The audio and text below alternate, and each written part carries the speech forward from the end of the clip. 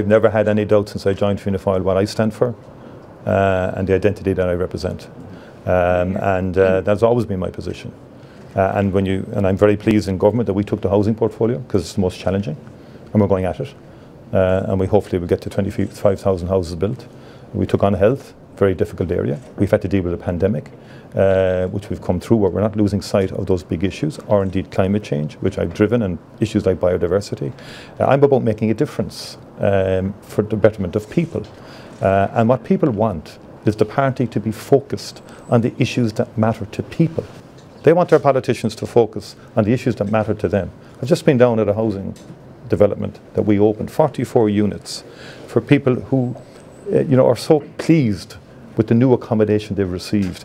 Actually, in terms of the A rating and so on like that, most of the residents said their costs are way down now in terms of ESB costs, or in terms of their electricity costs, because of the nature of the systems put in and so on like that. That's what we're about. That's what we're about.